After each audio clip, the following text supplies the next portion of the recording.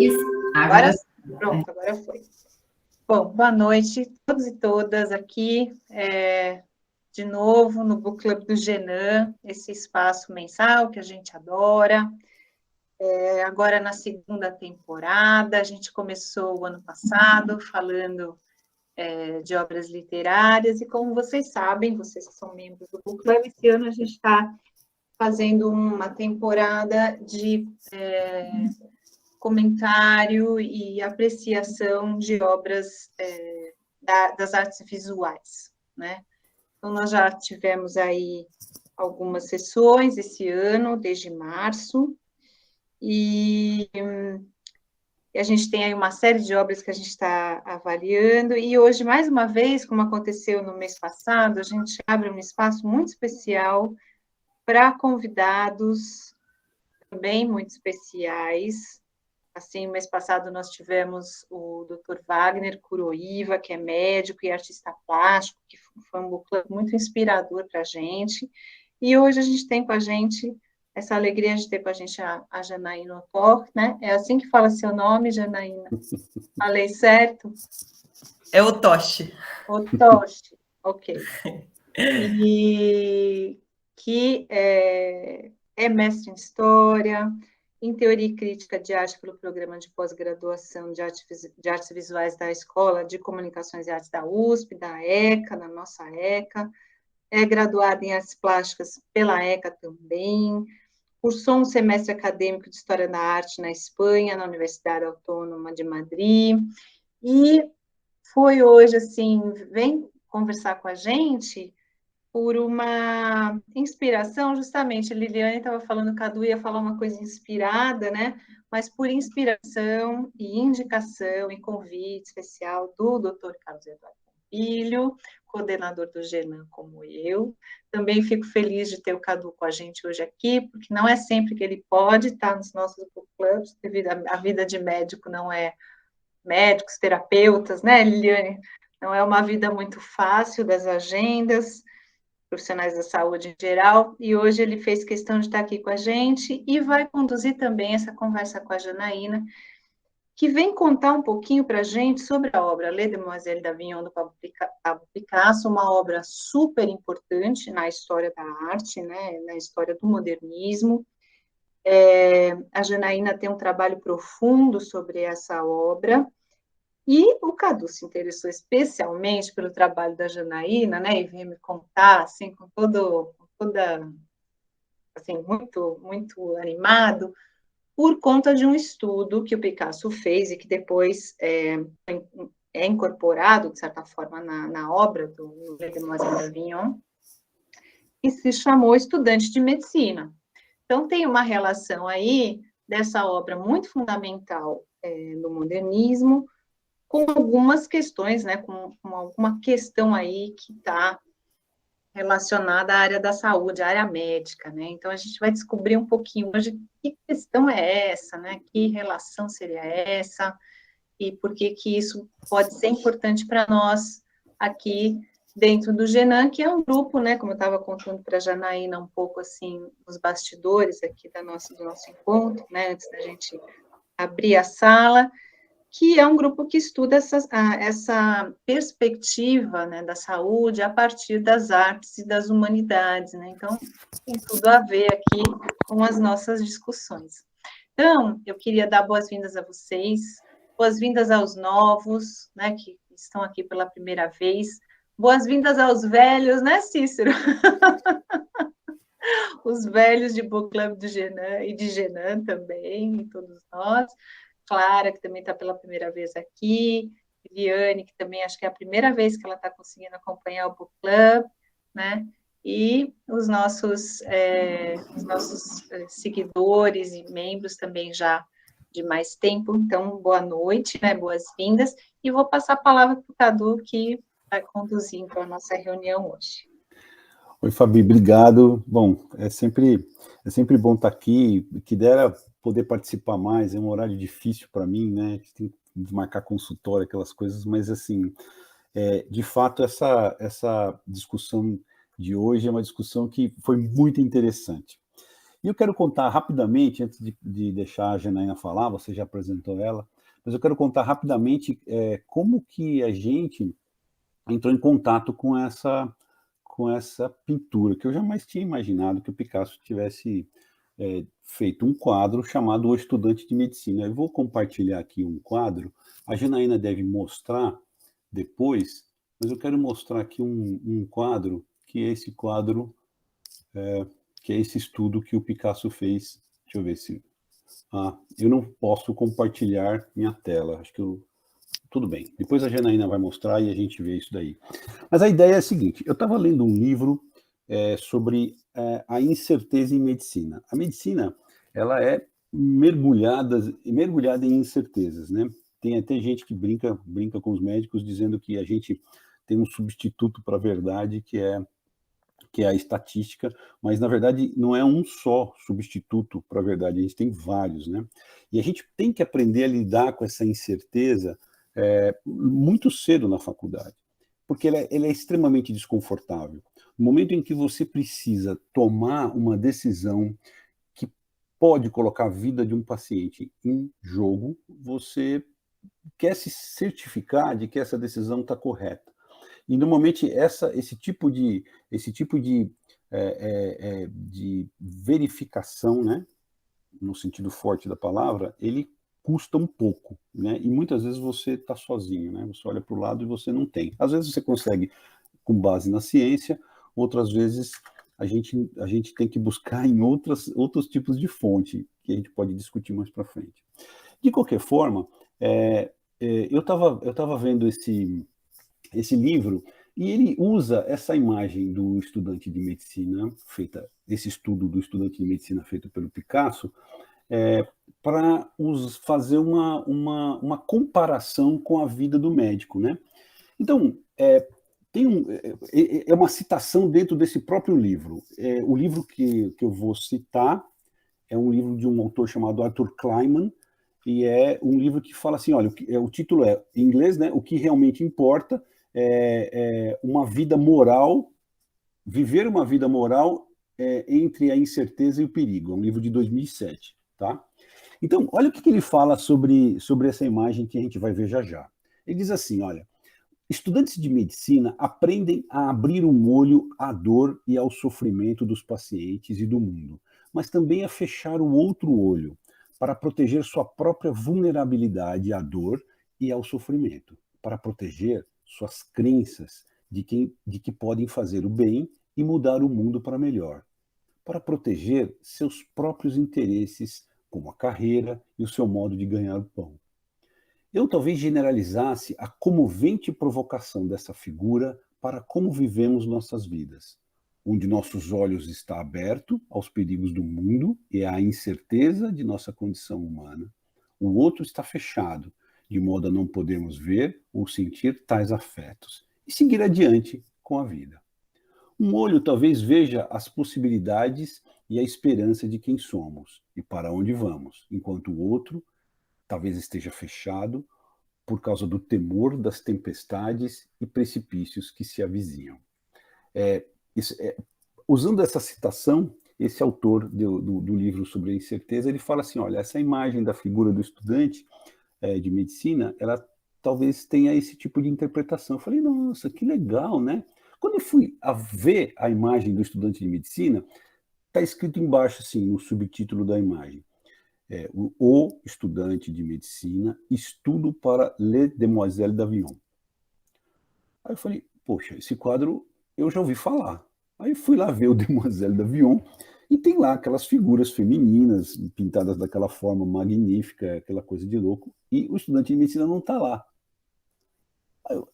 Aí eu falei, caramba, mas então pera um pouquinho só, o que está acontecendo? Aí tem um artigo que a Jana vai falar depois, e que falam que aquilo lá são figuras que estão dentro de um bordel, né? As Demoiselles d'Avignon é um bordel. Eu falei assim, pô, a coisa está ficando muito interessante, né? Por quê? Porque a gente tem um estudante de medicina dentro de um bordel e que era para estar lá, quer dizer, que não era para estar lá, mas que no final, que depois pensou que talvez ele pudesse estar e que depois ele foi sacado do negócio. Mas que história é essa? Eu fiquei fascinado com essa história. tem algumas interpretações muito interessantes sobre isso, e uma das interpretações que eu li, mais bonitas e complexas, é a interpretação que a Janaína deu em um artigo principalmente, mas ela tem mais de um sobre esse quadro. Então eu conheci a Janaína, é uma história muito interessante. Por quê? Porque eu conheci ela através do artigo. E aí, quando eu vi o sobrenome dela, eu falei, opa, eu acho que eu conheço essa menina. Talvez até aqueles papos de tiozão, viu, Janaína? Você desculpa, tá? Talvez até na barriga da mãe. Porque eu fui aluno do pai dela na faculdade de medicina. O pai dela me ensinou a dar nó cirúrgico. Ele era professor de técnica cirúrgica quando eu estava no 3º ano da faculdade, e depois ele foi meu chefe lá no hospital universitário por muitos anos, e eu conheci o professor José Pinhata, né, através dos meus anos de faculdade de medicina. E o Pinhata falou assim, puxa vida, por que você quer conversar com a Janaína? Eu fui ligar para ele para pedir o telefone dela, né? Ele falou assim, por que você quer conversar com a Janaína? Eu contei essa história, e aí ele falou para mim, essa menina me dá muito trabalho. Aí eu falei, olha, ainda bem, viu? É bom. Eu falei a seguinte frase para ele, aqui se faz, aqui se paga, então você merece, né? Janaína, eu queria que você explicasse todas essas intrincadas relações de significado e sentido e de tudo que tem envolvido nesse quadro maravilhoso e por que o estudante de medicina estava lá. Tá bom, querida? Muito obrigado por você estar aqui. É um prazer enorme você ter atendido esse pedido nosso, né, Fabi, né, André? E eu estou muito, muito, muito ansioso para te ouvir. Bom, obrigado, Cadu. Obrigado, Fabiana. Eu agradeço muito o convite. É realmente uma satisfação estar aqui com vocês todos e poder compartilhar um pouquinho desse processo de pesquisa, que foi também parte do meu processo de pesquisa durante o mestrado lá na ECA. E também gostaria de agradecer a Andréia pelo apoio e tudo mais. E fiquei comovida aqui com a apresentação. Bom, enfim, eu vou mais ou menos aqui. Eu fiz um roteirinho um pouco de algumas questões que eu acho que seriam interessantes pontuar para a gente conversar um pouco sobre, bom, o que é esse estudo do estudante de medicina e por que ele não está na obra final, o que aconteceu nesse meio do caminho que o estudante de medicina desapareceu e ele é um estudo para essa obra, que é uma obra de 5 prostitutas, enfim, a gente pode conversar, um pouco para conversar sobre isso. Eu só vou, antes de começar, porque eu estou cortando um pouco a internet aqui, eu vou tentar ver se eu abro a porta vai melhorar, pode ser? Porque eu ouvi uns cortes no Cadu, e aí minha internet não quero que dê problema. Vai lá, tranquilo, vai lá. Cadu, eu preciso falar uma coisa que transpareceu na sua fala.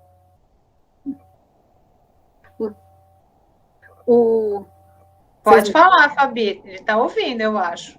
Eu não manifestou, mas agora eu quero saber também. Não, transpareceu ele que é pai de meninos, né? Esse lugar, quando ele lembra do professor, essa coisa boa de ter uma filha assim, né, Cadu? Eu senti que você... Fabi, posso falar uma coisa para você? Você Pode. Não vale absolutamente nada, tá? É que eu lembrei desse lugar assim, de ter uma filha, né? Você está se realizando também, Cadu, é muito legal. Cadê a doutora Janaína? Cheguei, eu não sou doutora ainda. Em processo, mas ainda não. Em breve. Bom, deixa eu compartilhar minha tela aqui. Eu vou fazer o seguinte, gente, eu vou olhar um pouco para o lado para olhar para vocês, porque eu estou com 2 telas e aí eu compartilho essa tela aqui para não perder um pouco também a cara de vocês de vista, tá? Então, se eu ficar olhando meio para o lado, é só porque eu estou olhando para vocês ao invés da minha tela de apresentação. Combinado. Então, tá. Tela inteira, tela... Vejam se compartilhou. Agora foi. Ótimo. Então, deixa eu colocar aqui no modo de apresentação. Deu. Então, tá. Bom, então, como o Cadu já falou um pouco, no encontro de hoje, né, eu preparei uma pequena apresentação para a gente conversar sobre essa obra, La Demoiselle d'Avignon, do Picasso, que é uma obra de 1907, e, mais especificamente, sobre a relação entre o estudo do estudante de medicina e a obra final, essa obra em tela que vocês estão vendo aí. Bom, Essa, como muitos de vocês devem saber, ela é uma obra super paradigmática da história do modernismo. Ela é uma espécie de obra inaugural assim, da arte do século XX. Ela é considerada por muita gente como uma espécie de divisor de águas na história do modernismo, de uma obra que marcou a passagem do século XIX para o século XX. Muita gente na história da arte diz que a história da arte do século XX começa com Le Demoiselle d'Avignon, então ela cumpre um pouco assim esse papel de um divisor de águas, e por isso mesmo essa obra é uma obra sobre as quais mais se escreveu. Ela tem uma fortuna crítica assim imensa.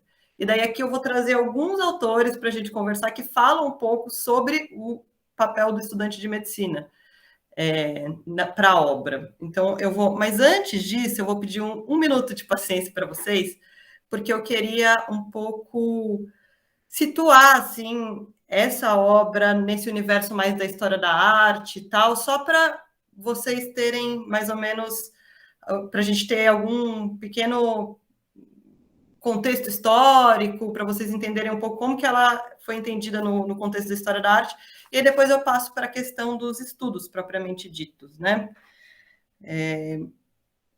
E daí, durante a minha apresentação, acho que vocês vão poder perceber que as interpretações dessa obra, elas mudam muito radicalmente ao longo do tempo, porque, afinal, 1907, ela já tem,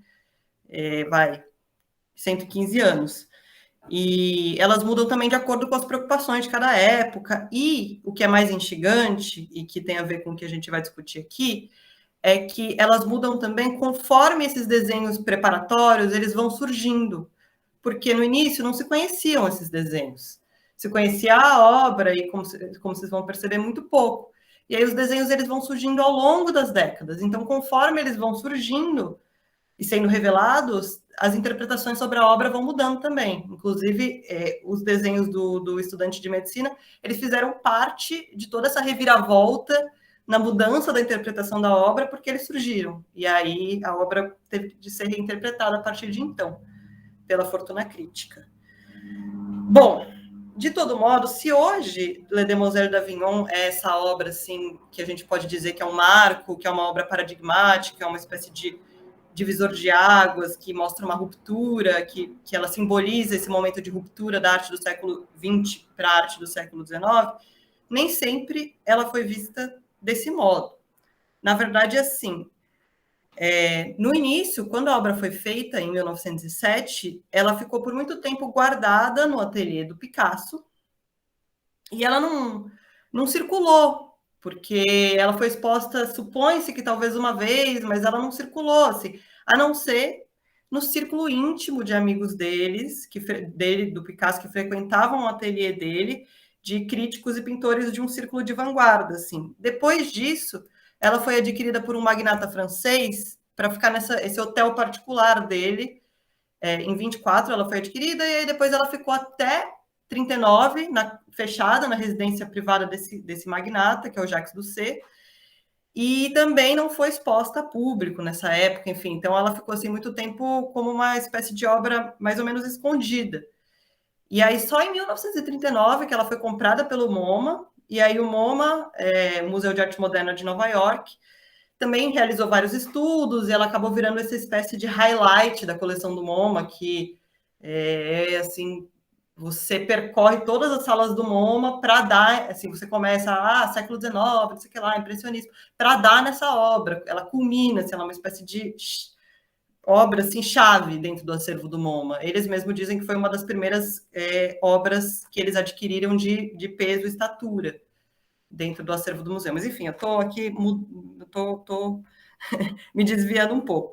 Mas quando vou voltar um pouco para a obra, quando ela foi exposta no círculo de vanguarda dos amigos próximos do Picasso, os relatos eram muito de assim, reações estupefatas, horrorizadas diante da pintura, que hoje para a gente pode parecer uma coisa meio longínqua, mas na realidade não. Se a gente for pensar que, por exemplo, eu coloquei aqui, essa era uma pintura de salão que era exposta de nus erotizados femininos nessa época. Então, assim, vocês conseguem ver que essa obra aqui, em termos de representação, ela é muito mais chocante. Então, assim, muitas reações de horror, teve gente que falou para o Picasso tentar caricatura, teve gente que falou que foi a coisa mais horrorosa que viu na vida, teve o Braque, que foi um dos cofundadores do cubismo, com o Picasso, ele relata que a experiência de ver a obra era como a experiência de comer estopa com parafina e querosene. Então, assim, ela foi uma espécie de... Ela causou muito burburinho nesse círculo, porque pensem que, assim, nessa época, 1907, o cubismo não existia ainda. Então, as representações realistas, como essa que eu mostrei, eram aquelas que predominavam nos salões de arte e tal. E aí, um pouco mais depois, quando o cubismo voltou, nos anos gloriosos do cubismo, que são mais ou menos de 1908 até 1912, do primeiro cubismo, sim, algumas pessoas começaram a escrever sobre Le Demoiselle d'Avignon. Uma delas foi um crítico e escritor importante, francês, que é o André Salmon. E, na época, ele contou um pouco a história do nome da pintura, né? E ele relatou que, no início, era uma espécie de piada de ateliê entre os amigos do Picasso, que a pintura chamava Le Bordel Philosophique, o bordel filosófico.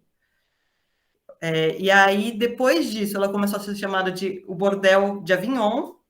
Aí ela passou a ser chamada de Les Filles d'Avignon, que é as meninas de Avignon, até que o nome pelo qual hoje a gente conhece a pintura, que é Les Demoiselles d'Avignon, surgiu, as senhoritas de Avignon. Avignon é uma rua de Barcelona, então... E nessa rua tinha um bordel que o Picasso frequentava, então o bordel de Avignon, Les Demoiselles d'Avignon, são Les Demoiselles dessa rua de Barcelona, que já era uma rua perto do porto, né? Barcelona é uma cidade portuária, uma rua que hoje é aquela cidade, a cidade gótica de Barcelona, enfim. E aí ele conta assim um pouco essa história anedótica do título, mas e esse título já expõe, na verdade, um pouco do que se trata a obra, de uma pintura de bordel. O que a gente vê assim aqui nessa imagem que eu estou mostrando são as 5 prostitutas, justamente, são corpos femininos que são prostitutas. Mas, muito embora o Salmon contasse essa história anedótica lá nos anos gloriosos do cubismo, o que ele enfatizou da pintura não foi exatamente o tema dela, que se tratava de uma pintura de bordel. Ele enfatizou muito o fato de que da própria geometrização da pintura. Ele vai falar que as mulheres nessa pintura, que pela primeira vez a obra do Picasso não parecia nem trágica nem passional, que os nus na pintura eram quase inteiramente livres de humanidade, e que eles eram como números brancos em um quadro negro.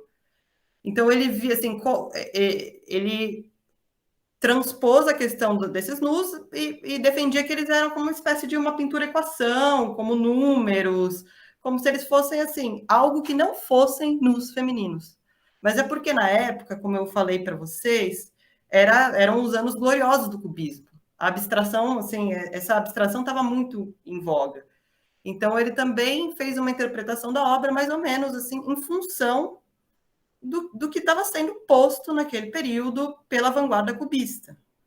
E aí ele enfatizou os pontos de vista alternados, a geometria angulosa, ele enfatizou a questão da figura e do fundo, a materialidade, todas questões mais ou menos dentro do universo artístico, questões ligadas ao movimento que ficou conhecido como cubismo. E aí, depois dele, várias pessoas escreveram também, assim, vinculando, várias não, mas algumas figuras-chave escreveram sobre essa obra, vinculando ela a esse contexto do cubismo. Então, a obra ficou conhecida como uma espécie de prenúncio do cubismo.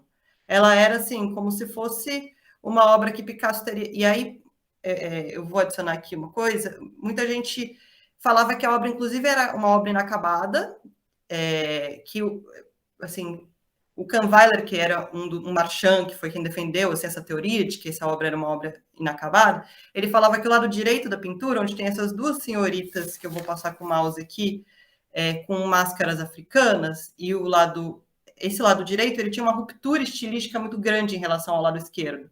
Então, não seria possível que o Picasso tivesse deixado isso assim. Então, a pintura deveria ser inacabada, porque ela era uma pintura cheia de rupturas, enfim. E todo mundo e se criou um pouco um mito de que essa pintura era uma pintura que tinha surgido assim como uma espécie de... como que eu posso dizer? Como uma espécie de momento genial, em que o Picasso vai lá e tem um insight, faz a pintura e deixa inacabado, como se essa pintura ela fosse uma pintura um pouco assim marcante dessa iniciativa de ruptura de convenções, como se ela tivesse surgido de um momento de inspiração, né, do gênio Picasso. E essa ideia ficou um pouco... Aí, agora eu vou entrar no tema mesmo, que a gente... Nos anos 30, em 39, quando a pintura foi adquirida pelo MoMA, começaram a surgir algumas coisas, algumas questões, dentre elas, os próprios desenhos preparatórios para a pintura. No começo, eram 5, depois, 10. Hoje, a gente conhece cerca de 400, entre 400 e 500 desenhos preparatórios para essa pintura. São cadernos e cadernos que o Picasso fez, assim, com muitos estudos. Então, longe de ser essa espécie de produto de um momento epifânico, que ele tem a ideia do cubismo, ela foi uma pintura muito premeditada, ela passou por vários estágios, ele tem estudos minuciosos de gesto, de composição, e aí deu para entender que existiam várias ideias surgindo aí, né, nesse momento de elaboração, que estavam para além só das questões cubistas que primeiro marcaram a interpretação da obra. E aí, bom, eu vou...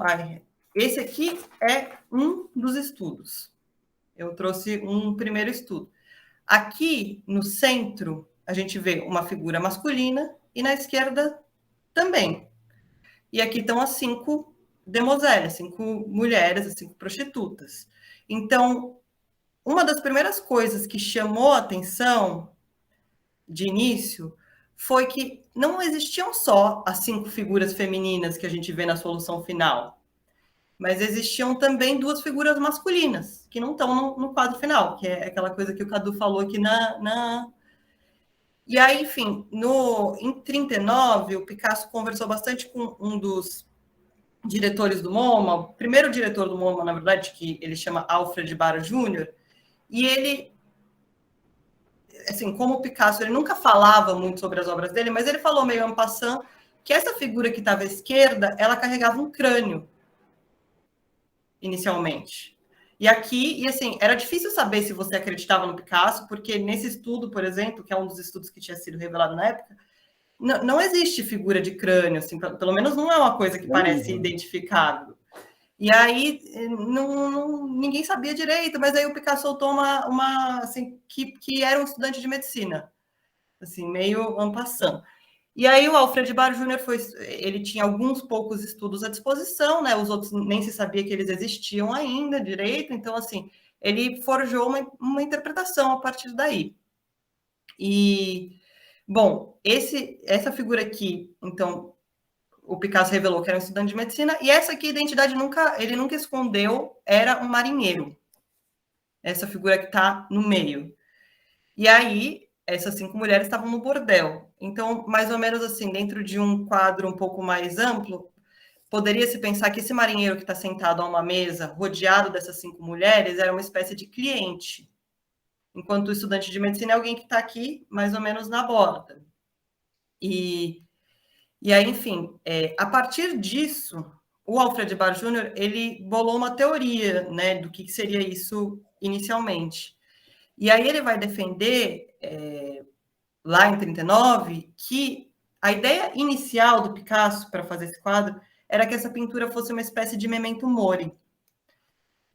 Aqui, olha, eu peguei um outro desenho preparatório que não estava na época, eu já vou explicar o que é memento mori, mas eu peguei um outro desenho inicial que não se conhecia à época, mas que dá para ver a caveira bem, um desenho preparatório do estudante de medicina, dá para ver a caveira aqui e aqui. E esse aqui que eu estou apontando com o mouse é um marinheiro. E aí... Mas, Janaína, é o marinheiro que tinha um olho e não outro nesse desenho inicial. Que interessante isso, né? Isso é uma coisa que dá para se pensar também, né? Porque depois se inverte, mas tem um outro estudo importante do marinheiro que também tem esse olho cego no início, um dos olhos cegos. E aí, enfim, eu falei que o Barr interpretou a pintura como uma espécie de memento mori, né? Aqui tem um detalhe, uma outra folha de caderno desses estudos preparatórios, que é só a mão do estudante de medicina com a caveira, e aqui vocês podem ver ele com um livro e uma caveira, que daí depois se descobriu que aquela outra coisa era um livro. E um cachorro, né? E um cachorro, esse cachorro também é um dado curioso. E aqui ele faz um estudo do estudante de medicina sem a caveira. Mas, assim, esses estudos que eu estou mostrando para vocês, eles não estavam no horizonte da crítica ainda. Eram mais, assim, alguns estudos de conjunto. Mas eu peguei uma imagem de Memento Mori para vocês darem uma olhada, e até aqui, comparando com a do Picasso, dá para ver. O Memento Mori é uma expressão latina, né? Que eu não sei latim, mas é uma coisa assim de... Lembre-se que você é mortal, que a vida é finita. E ele foi muito incorporado na pintura dentro de uma tradição que é mais moralista da pintura, que atentava o espectador para o fato de que a vida é finita, de que as vaidades elas são algo assim a se relevar, né, no sentido de não assim avisar ou de trazer a mensagem de que os prazeres da vida eles terminam, de que a vida não deve ser uma vida de dispêndio, é um pouco assim uma mensagem estoica, né, de contenção. E na pintura holandesa, os Memento Moris, como esse aqui, por exemplo, eles estavam muito nesse tipo de pintura que é a pintura vanità, que é uma pintura de natureza morta, com esses motivos. Tem muito motivo da caveira, o do livro, que é o do conhecimento, ou seja, assim, um pouco busque o conhecimento, né, já que a vida é finita, os prazeres terminam, mas o conhecimento não. Tem um pouco todo esse sentido. E dentro de uma tradição bastante moral da pintura, sobretudo da pintura flamenga, assim, o motivo do Memento Mori. E aí... Deixa eu só fazer um comentário, Janaína. A gente trabalhou bastante isso, falamos isso há 2 book clubs atrás, né? Essa coisa do Memento Mori, as pessoas devem se lembrar, por conta da pintura do Bruegel. Ah, sim. Né? A gente analisou o Triunfo da Morte do Bruegel e a gente falou exatamente da imagem da caveira, sabe? Dessas questões, desse motivo, né? Os olhos da caveira, a gente falou um pouquinho disso, então o pessoal deve ter isso bem fresquinho na cabeça, quem estava aqui no dia da discussão do Bruegel. Legal. E o Picasso também, aqui é o estudante, a figura que o Cadu falou, depois a gente pode até voltar para ela, que está invertida. Mas eu trouxe outros estudos do Picasso do ano seguinte, para vocês verem que o motivo do Memento Mori, ele estava um pouco na obra do Picasso.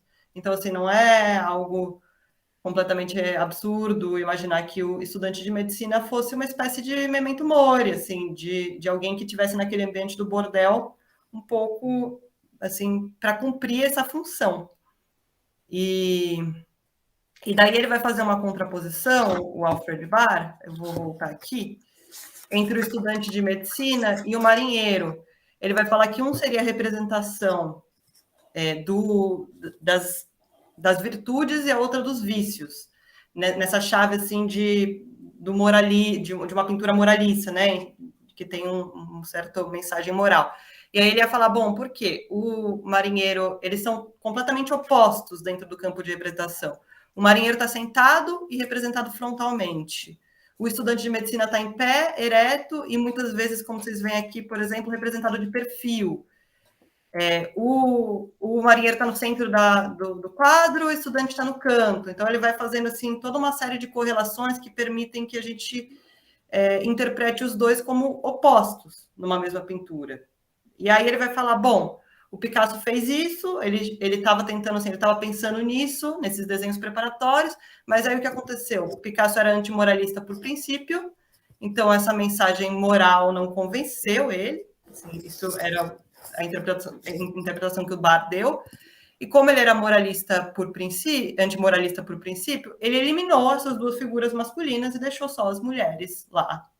Essa foi assim, a interpretação que ele deu. Bom, para tirar essa mensagem moral e deixar... E aí, o que ele vai falar? Bom, ele eliminou e só a partir daí, quando a dimensão alegórica do quadro foi embora, ele poderia ter explorado a questão puramente formal das formas, da geometria e chegado à solução cubista da pintura.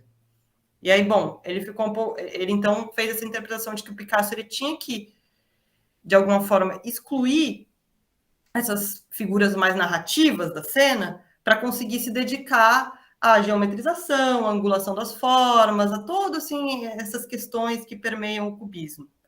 E aí a interpretação dele ficou assim, por muito tempo, como uma espécie de interpretação dominante desses estudos. E aí, na década de 70, ou seja, 40 anos depois, um crítico de arte americano muito importante, que é o Leo Steinberg, ele se voltou ao bar, aos estudos preparatórios, a essa discussão, mas para dar uma outra interpretação para a questão do sumiço ou da eliminação dessas duas figuras masculinas, da figura do estudante de medicina e da figura do marinheiro. E aí o Steinberg ele vai chamar a atenção justamente para o sentido sexual da pintura, que assim, ele sempre teve lá, mas ninguém nunca tinha, ele não tinha recebido suficientemente atenção assim da crítica. E justamente porque o Steinberg começa o ensaio dele, que chama O Bordel Filosófico, como o nome que eu falei para vocês no início, ele vai começar falando sobre aquela primeira interpretação que eu comentei do Salmon para vocês, que era de que as demoiselles eram um quadro, que eram figuras, como que é? Números brancos num quadro negro. Daí ele vai falar, mas como assim números brancos no quadro negro? A gente vê figura assim, né?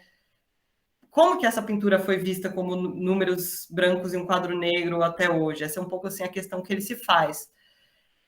E aí, porque no fim das contas, fazendo um adendo aqui, o que o Bar vai fazer quando ele vai falar sobre os desenhos preparatórios é que ele fala sobre essa dimensão mais alegórica da pintura, tal, essa dimensão mais simbólica e tal, sobre os significados, mas no final ele acaba reafirmando aquela interpretação cubista anterior. E aí ele vai falar, bom, mas como assim, né? O Steinberg, o crítico americano, na década de 70. E daí ele vai começar a repensar sobre essa questão das duas figuras masculinas na pintura. E aí ele vai rejeitar completamente, a interpretação que o Alfred Barro Jr. deu de Memento Mori. O que ele vai defender? Ele vai defender que, no começo, a pintura, ela era concebida, se ficar muito difícil de entender, vocês me interrompem, de um modo teatral ou dramático, mais barroco. O que isso significa? Que todas as figuras, deixa eu passar aqui para frente, num estudo aqui, as figuras dentro do quadro, elas todas se relacionavam entre si para constituir uma narrativa. E qual era essa narrativa? Bom, existia sei lá, tem um bordel na rua Avignon, que é a rua perto do porto, e aí você tem um cliente, que é o marinheiro, que está aqui no centro, e de repente, um estudante de medicina interrompe a cena, abrindo a cortina. E aí ele vai falar, bom, nos estudos preparatórios, as figuras todas se relacionavam entre si. E tudo isso era em favor de uma certa narrativa, ou uma certa teatralidade, cada uma de um modo clássico, no sentido de que, assim, eu peguei aqui uma pintura clássica para vocês um pouco entenderem. Nessa pintura clássica, todos os personagens figurados, eles estão... É uma pintura do Davi, eles estão sendo... Toda a pose deles é pensada em relação a uma ação, ou a um momento narrativo. Qual que é esse momento narrativo? É o momento que os homens eles estão jurando que eles vão para a guerra, fidelidade à nação, e as mulheres choram. Tem um grupo de figuras femininas à direita, tem um grupo de figuras masculinas à esquerda, e tudo isso é concatenado, nenhum personagem, todos eles se relacionam mais ou menos. Nenhum deles se relaciona com o espectador diretamente. Eles formam uma espécie de nó narrativo, no qual a figura do espectador vê de uma certa distância. Por quê essa distância? Porque ele não pode ser visto, é como se a cena acontecesse sem o espectador. E aí o que o Steinberg vai falar é que nesses desenhos preparatórios, isso também acontecia. O modo era teatral e narrativo, que estava narrando essa interrupção do estudante de medicina no bordel. E aí o que ele vai falar? Bom, o que o Picasso vai fazer, aos poucos, é começar a dispor essas figuras, não pensar na relação entre elas, mas começar a virar todas elas para o espectador. Isso é um desenho um pouco posterior. Isso é um mais posterior ainda. Olha, reparem que aqui o estudante de medicina já não tem mais uma fisionomia masculina.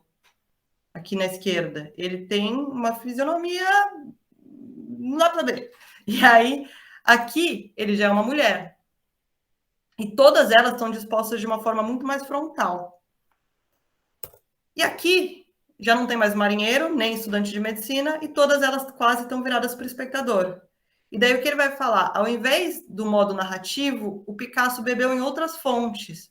Ele eliminou essas duas figuras masculinas, justamente, deixou só as mulheres, e as duas figuras masculinas se convertem justamente no espectador, na gente, diante do quadro. Então, o que ele vai falar? Bom, a figura do estudante de medicina, que é quem interrompe, e a figura do cliente são a mesma figura aqui.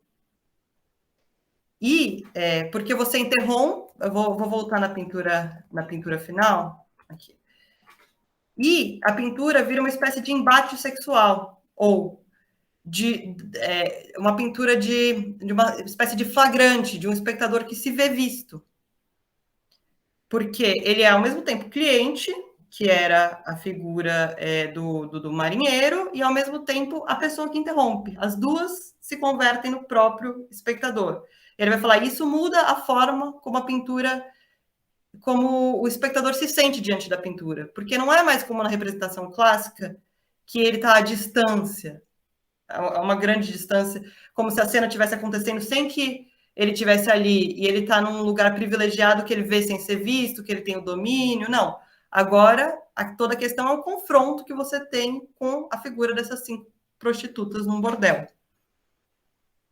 E daí também a experiência de choque, que eu falei que a pintura teria causado lá nos seus primeiros espectadores e etc. E aí, o que é assim, muito interessante dessa visão do Steinberg, dessa interpretação, é que ele reúne tudo dentro, assim, é como se ele reunisse, é como se ele explicasse o desaparecimento dessas duas figuras como uma mudança na função narrativa da pintura, né? Vamos colocar assim, no sentido de que agora ela não é mais uma pintura teatral, agora ela é uma pintura sobre o encontro. E aí, o Steinberg, deixa eu aqui achar o que eu tinha colocado, 2 segundos.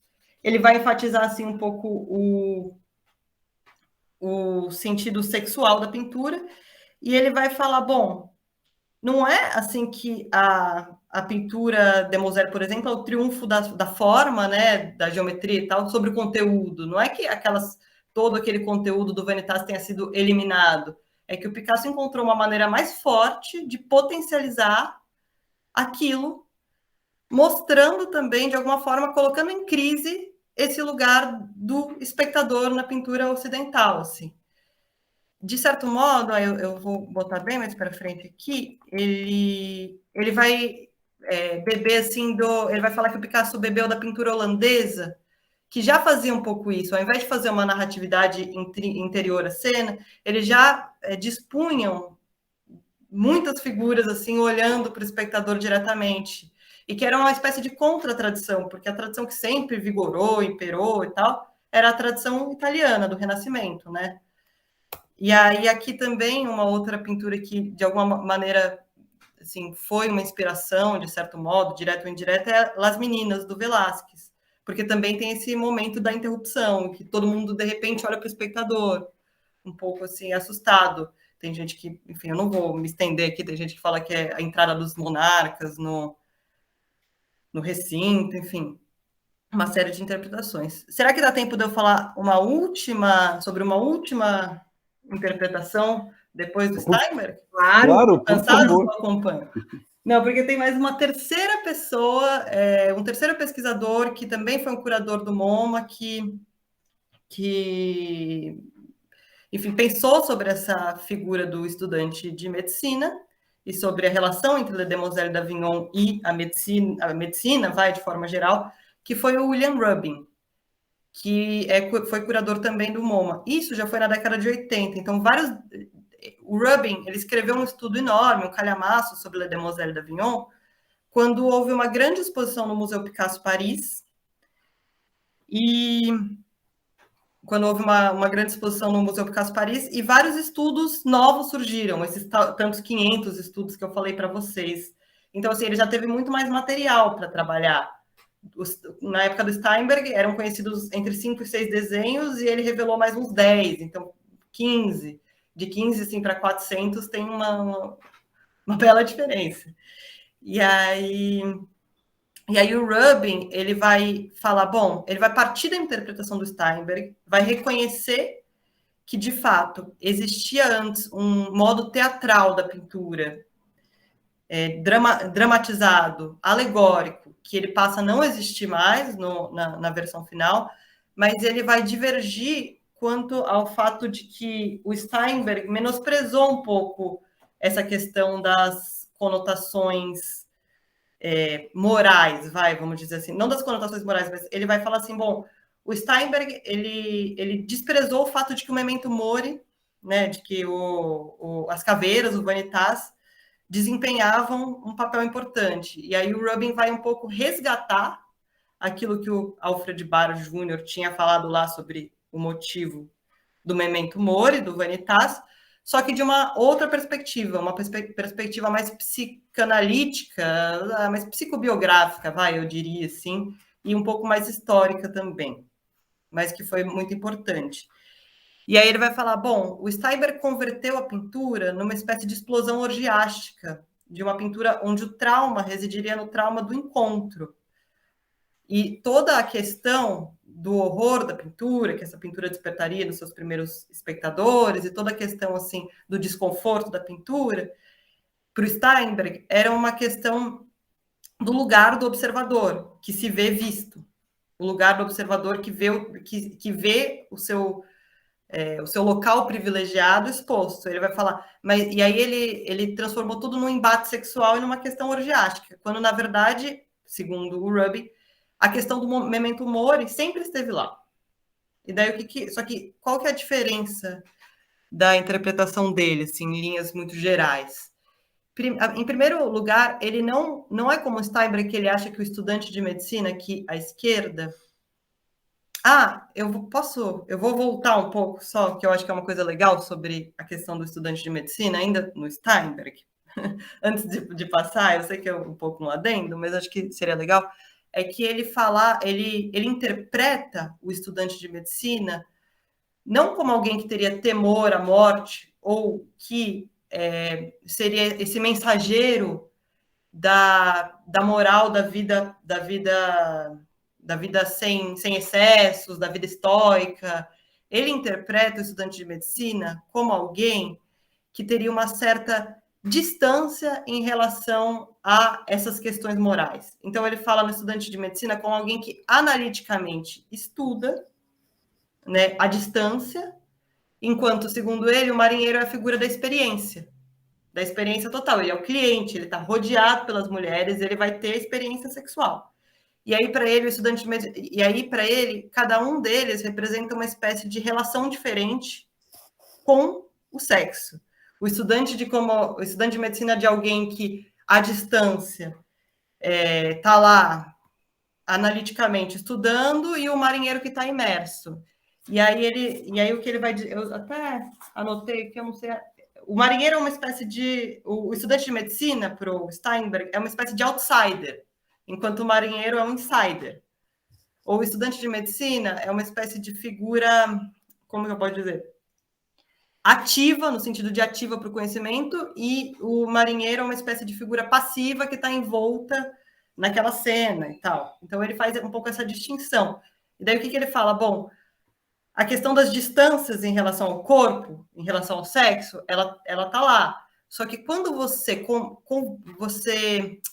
sobrepõe os dois no espectador fora do quadro, o que você faz? Você faz com que a obra seja uma espécie de obra conflitante, de distância e de proximidade ao mesmo tempo. Assim, E aí ele vai falar que isso faz parte da experiência da obra, esse conflito existencial entre a distância em relação à experiência sexual e a proximidade entre o horror de ver aquela pessoa ou de se ver visto, e entre a própria vontade de embarcar naquela cena, afinal ela está se abrindo para você, né, como se você estivesse entrando, mas também tem a interrupção. Enfim, o Steinberg interpretava, então, esse estudante de medicina como essa espécie de figura outsider, essa figura de distância. E aí, na verdade, que interromperia a cena. E aí o Rubin, depois, quando ele vai voltar para a questão do Vanitas, né, do Memento Mori e tudo, para a questão mais iconográfica da pintura, ele recupera uma outra noção do estudante de medicina, assim. Mas ele não vai defender que ele está interrompendo a cena, ele vai defender que o estudante de medicina está fechando a cena, que isso aqui é uma cortina com uma espécie de palco. E ele estaria assim, e essa cena atrás seria como uma espécie de tableau vivant, de quadro vivo, de figuras icônicas. Como se o estudante de medicina estivesse dando uma espécie de desfecho para a cena. E aí ele vai falar, bom, e aí eu falei que ele ia fazer uma interpretação mais psicobiográfica, porque ele vai falar que toda pintura gira em torno do conflito entre Eros e Thanatos, entre o deus do amor e o deus da morte. E aí, o que ele vai falar é que, de certa forma, a relação da sexualidade para o Picasso, ela está um pouco e da própria morte, elas estão um pouco nessa chave. Ele vai pegar até esse desenho aqui, do Picasso de antes, que é um casal fazendo sexo, né? E tem uma figura de caveira atrás. E daí vai falar que a relação de sexo para o Picasso estava intimamente ligada com a questão da morte. E daí, bom, quais são as consequências que ele tira disso? Primeiro que ele vai fazer toda uma questão, ele vai fazer toda uma volta psicobiográfica, até no sentido de que ele vai falar, bom, a questão do marinheiro, na verdade, remete à questão da sífilis. E o estudante de medicina é alguém que está indo visitar esse bordel, porque assim, naquela época, século XIX, a sífilis, início do século XX, aí vocês médicos vão poder falar melhor do que eu, a sífilis era uma doença sem cura. Daí as máscaras também, né, Janaína, das máscaras, eu vi também que uma explicação das máscaras africanas era porque talvez essas mulheres tivessem algumas marcas no rosto, enfim. Exato. E aí, assim, o que ele vai defender? Exato, as máscaras também como uma espécie de... poderia ser interpretado desse modo, né? Mas o que ele vai falar? Bom, que essas demoiselles, então, estão no bordel, e que existe o marinheiro, que é essa figura que, de alguma maneira, está para o além-mar, que traz e contrai a sífilis e espalha a sífilis, e o estudante de medicina entra um pouco como essa figura da pessoa que está lá para fazer uma inspeção, sei lá, um pouco assim nesse conflito. E aí o Rubin vai até falar que assim, a sífilis era de fato uma questão para a arte nessa época. Ele pega aqui uma pintura do Toulouse-Lautrec, que foi uma inspiração para o Picasso, e que chama Inspeção Médica, na rua dos Moulins, que eram as casas também um pouco de prostituição em Paris naquela época. E aí, então, por exemplo, Toulouse-Lautrec num bordel, ele faz essa pintura assim, que retrata uma cena de prostituição, aqui também, a crônica médica, e aí tem... Enfim, a questão da mulher e da sífilis, da prostituta, sobretudo, era um tema no século XIX. Ela aparece na obra de vários artistas. E aí o Rubin vai defender que, de alguma forma, o Picasso... que, na verdade, as demoiselles eram inspiradas por figuras sifilíticas. E daí ele vai até trazer uma experiência biográfica do Picasso, que é de quando, em 1902, ele começou a frequentar um hospital, que era o Hospital de Saint-Lazare, em Paris, que era um hospital, presídio, asilo, tudo junto, que tratava de mulheres sifilíticas, marginalizadas na época. E elas foram modelos para diversas pinturas dele, do período azul, em que ele retratava essas figuras um pouco às margens da sociedade e com muita compaixão e tal, e existem muitos relatos de que essas mulheres todas eram retratadas a partir de modelos sifilíticas. E aí ele vai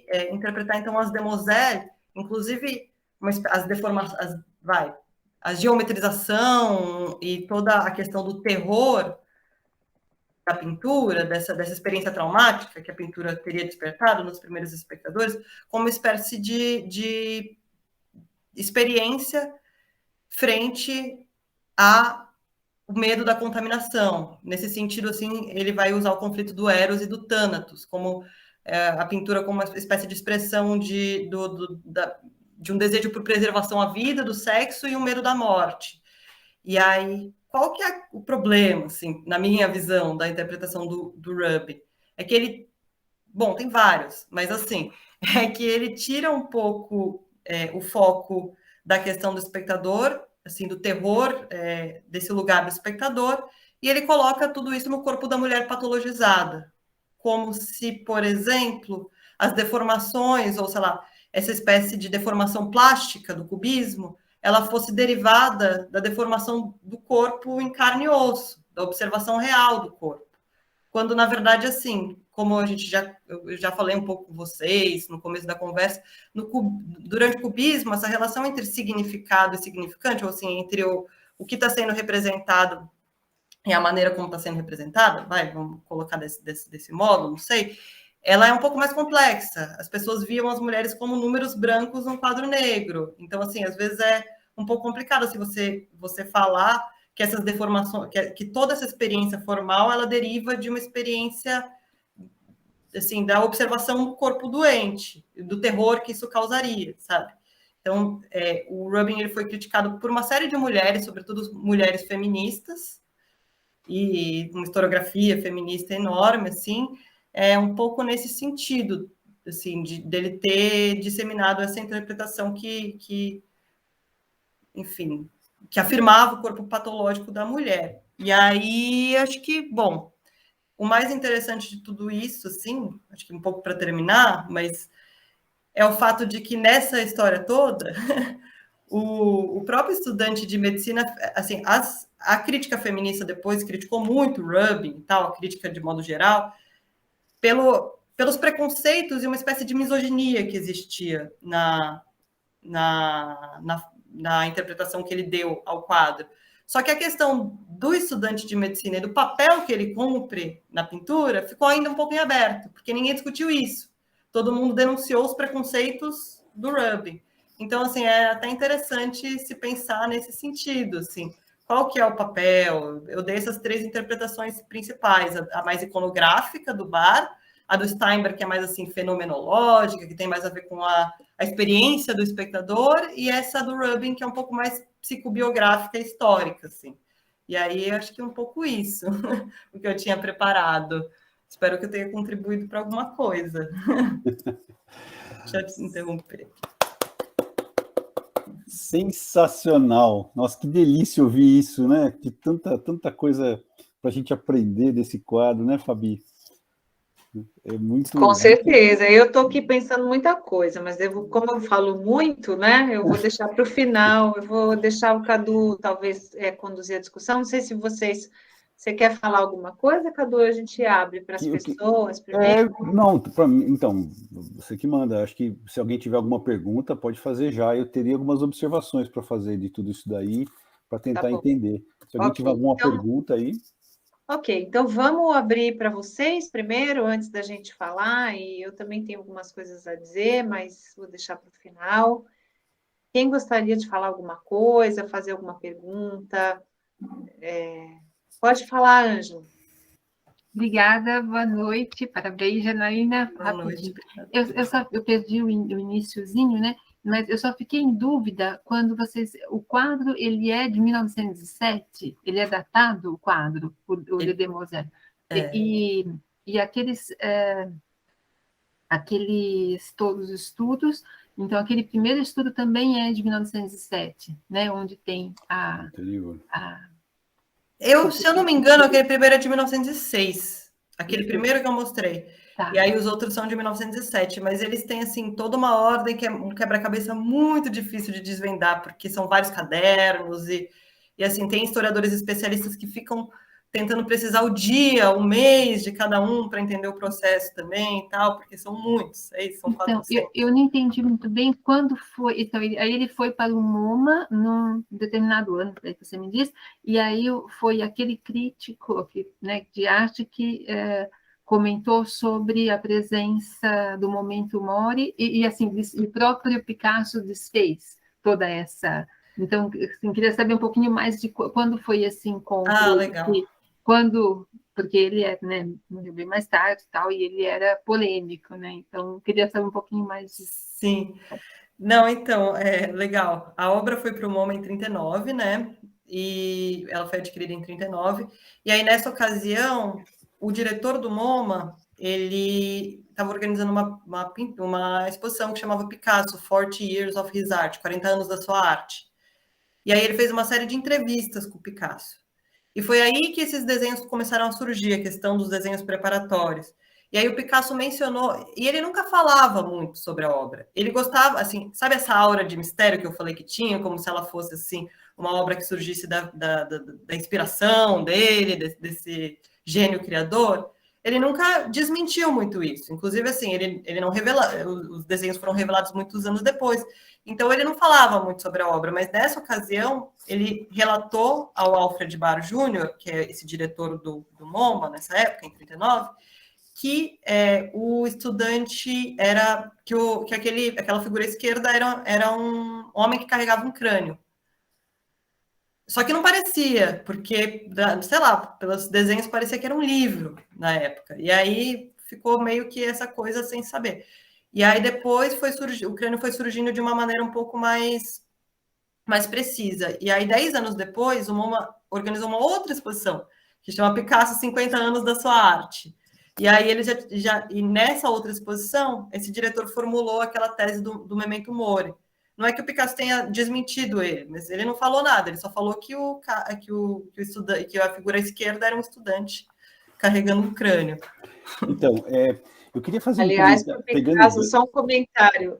Para o Picasso, quanto mais polêmica, né, e quanto mais, enfim, hipóteses deixadas em aberto, melhor. Ele adorava isso. Sim. Diz, Cadu. Então, pegando um gancho aí dessa história do Memento Mori, você veja só, Janaína, que interessante, né? Todas as figuras de Memento Mori que você mostrou, elas têm o crânio. Mas um crânio na mão de um estudante de medicina definitivamente não tem nada a ver com Memento Mori. Né? Então, na medida em que você pega esse crânio e coloca na mão de um estudante de medicina, ele assume uma representação completamente diferente, que é uma representação da ciência. Entendeu? Então não é que nem o Hamlet falando com o crânio, ou então essas outras figuras que você mostrou, mas ele passa a ser um objeto de estudo, ele passa a ser uma representação da sabedoria médica e da ciência que a medicina usa para exercer sua prática, entendeu? Sim, e Não, e é interessante, porque justamente o crânio não era só o crânio, né? Ele estava associado à figura do livro. Exato. E depois sumiu. Então, assim, essa interpretação do Memento Mori, ela não se sustenta, porque exatamente o que o Picasso faz, ele pega o crânio e põe na mão de um estudante de medicina. E tudo que o estudante de medicina não pensa no momento de sua morte, quando ele está com aquele crânio na mão. Ele pensa em milhares de coisas, na prova que ele vai fazer, na prática médica, entendeu? E é muito interessante, porque o Steinberg ele leva isso em conta, porque ele assim, descarta a interpretação do Memento Mori, ele fala, não, o estudante de medicina é a pessoa distanciada, conhecimento analítico. Aí, assim, vocês podem também colocar objeções, mas ele já dá uma outra interpretação do estudante de medicina. Eu tenho até uma coisa para falar, porque nessa interpretação, né, assim, juntando com isso que vocês estão conversando, essa coisa do estudante fechar, né, como se ele estivesse, assim, ele fecha a cena, né, então ele está lá para fechar a cena. Pode ser que não. A impressão que eu tenho é que ele abre a cortina, não que fecha, justamente porque existe alguma coisa para ser vista ali, né? Então, para ser vista por esse ponto de vista. Com certeza. Ô, Janaína, você podia colocar aquele esboço, um dos primeiros lá, que tem as figuras um pouquinho melhor desenhadas? Deixa eu ver aqui. Tá. Calma que aqui vai aparecer a cara de vocês. Um pouquinho melhor desenhadas é bom, hein? Não, eu digo, essa figura, essa aí, pode pôr essa daí mesmo. Que assim, que tem essas figuras todas aí. Melhor desenhadas foi um ato falho. Ó, o que está acontecendo? Essa moça que está sentada à direita, ela está de pernas abertas. Veja só, ela está de pernas abertas de frente para o marinheiro. Tá? Essa reunião aqui a gente não podia fazer, tem que fazer depois das 10 da noite. Porque tem umas figurinhas aí meio complicadas aí, mas vamos lá. Essa moça que está sentada aqui à direita, ela está de pernas abertas de frente para o marinheiro, né?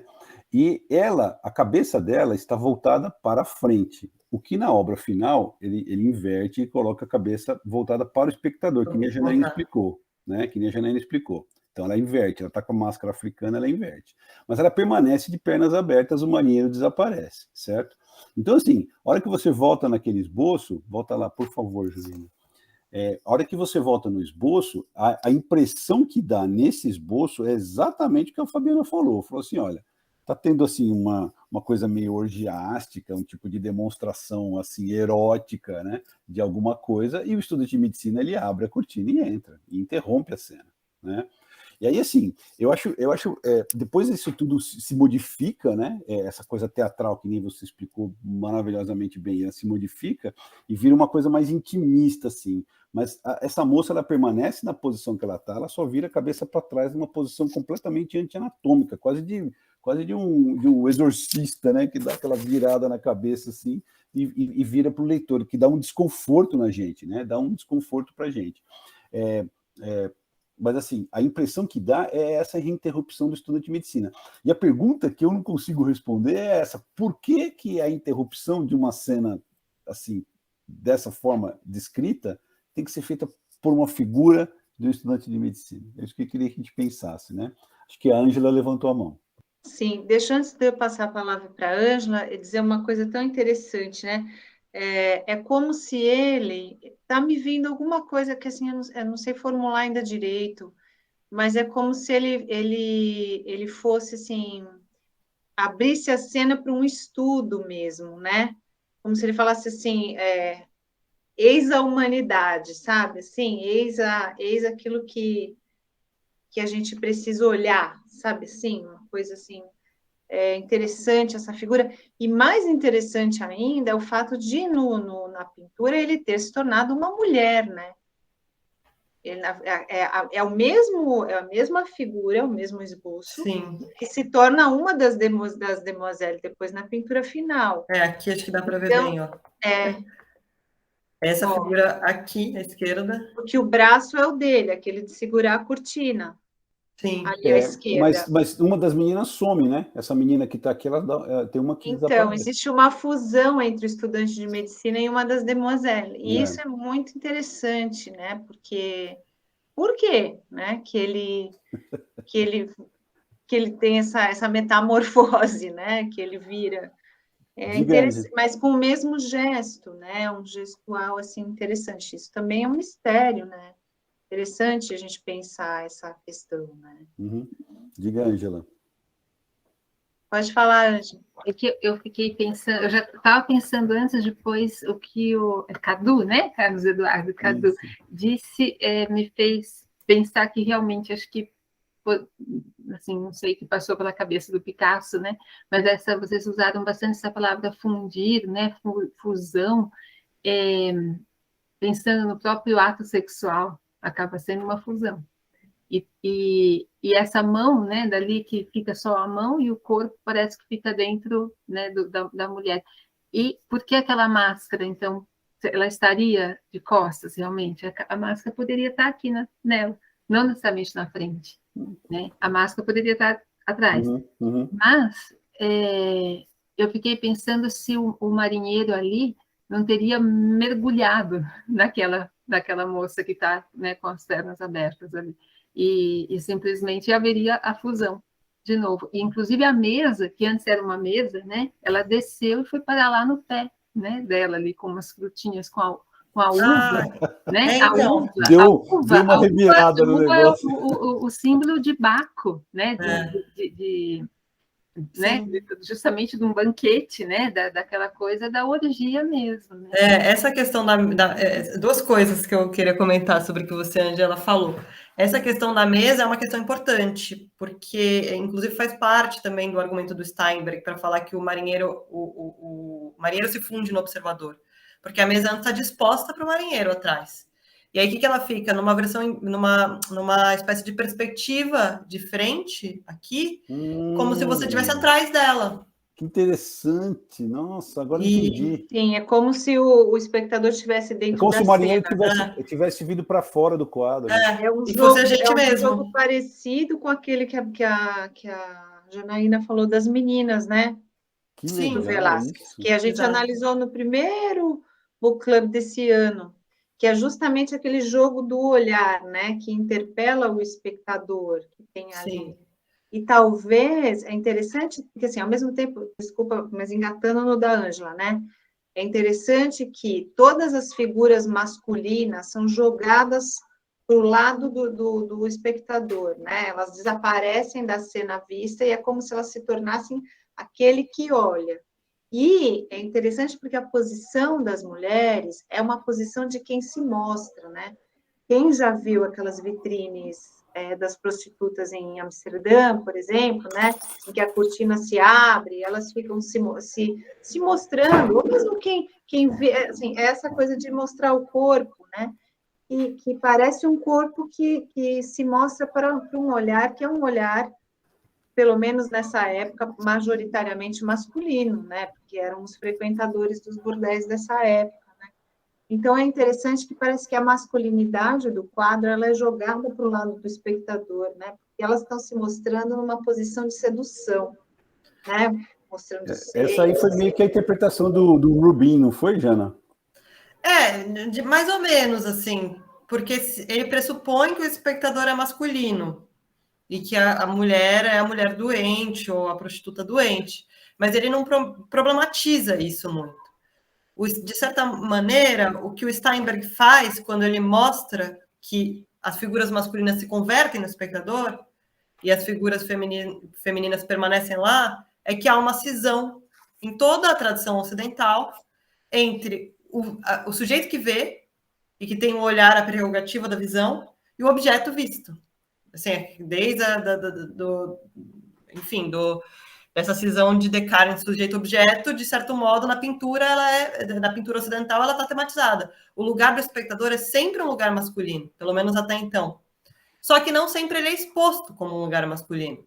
Às vezes ele permanece sendo um lugar masculino, e aí o que as feministas vão, de certo modo, criticar muito, é que ele permanece sendo um lugar masculino, um lugar do homem, muito embora isso não seja visível. É como nessa pintura que eu estou mostrando aqui para vocês. É uma pintura de um banho turco, no século XIX. Você está vendo de cima, ninguém está te vendo, mas por que tem essa moça, por exemplo, virada de costas e outras de frente? Para que você possa ter a visão do corpo feminino como um todo.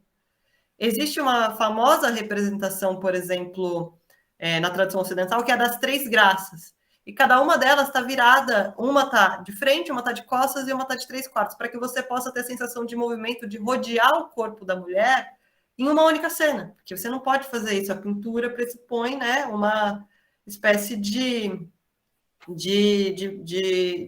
assim, não tem tempo. Então, você tem que ter as três, como se elas estivessem dando a volta, elas estão de mãos dadas e tal.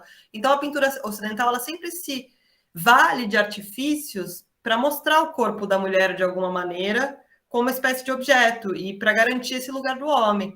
E aí, um pouco assim, o que a partir do Steinberg vai se abrir é o fato de que Le Demoiselle d'Avignon, do Picasso, é uma obra que, ao mesmo tempo, é o ápice disso, só que é o momento da crise, porque ao mesmo tempo essa posição já está exposta. Não é que nem aqui, que você tem esse privilégio de ver sem ser visto, e o seu lugar é confortável. No Le Demoiselle d'Avignon, não, porque elas estão te olhando de volta, você está frente, você é o cliente também. Você tá com uma pessoa que experiencia aquela cena, né? Você não é só o observador distante, com uma distância segura para o objeto. Então, é uma pintura muito interessante para a crítica feminista. Tipo, assim, já é um outro tema enorme, mas ela, assim, gerou muito uma espécie de, assim, pegando um pouco do que a Fabiana falou, ela gerou uma série de debates em relação à figura do Picasso, ao movimento feminista e à arte ocidental como um todo. Eu queria até Depois das acrescentar... 3 graças aí. Ah, sim. E tem várias, né? Essa é do Rubens. Essa é do Rubens, né? Mas tem aquela do Botticelli, que é uma coisa maravilhosa, né? Que eu adoro. Mas é interessante, só queria acrescentar que tem toda uma teoria cinematográfica feminista que trata dessa questão do olhar masculino para o corpo feminino no cinema, por exemplo. Também não deixa de ser uma arte visual, né? Essa questão de que o corpo feminino é muito, tradicionalmente na história do cinema, sempre foi muito mais exposto, né? Do que o corpo masculino, né? Então se pressuporia, talvez, um olhar masculino como público, né? Como espectador ideal, vamos dizer assim, desses filmes. Depois eu coloco para vocês, eu até fui olhar nesse livro do Ismael Xavier, um artigo da Laura Mulvey que fala especificamente sobre esse olhar masculino, né? Dessa imagem que se colocaria, então, para, como a Janaína falou, né? No cinema você tem a possibilidade das posições do tempo, né? Mas também na pintura. É muito legal esse ensaio que está no livro do Ismael Xavier, que é da Laura Mulvey, né? É da Laura Mulvey. E ele chama o cinema narrativo e o olhar masculino. E aí ela faz toda uma teoria, assim, de que o dispositivo do cinema como um todo, ele é uma espécie de dispositivo focado no olhar masculino. E aí ela usa o Lacan para fazer essa interpretação. Ela usa a teoria do estádio do espelho, do Lacan, e do reconhecimento e do narcisismo também. Aí ela vai, assim, fazendo essa espécie de... É uma referência legal, assim, para pensar na questão do olhar masculino. É bem legal mesmo. Eu vou colocar aqui no chat depois. Eu tenho uma pergunta, eu não sei se a Ângela queria fazer algum comentário ainda a respeito disso, mas eu queria colocar... eu tenho uma pergunta, sabe que eu queria que você comentasse um pouquinho, se você puder, Janaína? A questão das máscaras, você falou que você está estudando essa coisa de uma presença africana, né? E você comentou, quando você estava falando das máscaras, essa questão que parecem máscaras africanas, e parecem mesmo, né? Você conseguiria comentar um pouquinho se tem alguma interpretação possível para essas máscaras, se tem realmente uma relação de inspiração mesmo do Picasso nessas máscaras africanas ou não, e por quê? Como é que é isso? Ah, legal. Tem. Tem? Bom, ai, que legal saber. Assim, também uma questão super polêmica em relação tanto a essa figura quanto a arte dessa época como um todo, assim. Existem, nesse ano mais ou menos próximo a 1907, mais ou menos em 1906, 1905, vários artistas da vanguarda parisiense começam a relatar o encontro, o quão revelador teria sido o encontro deles com as máscaras africanas. Eles chamavam de arte negra.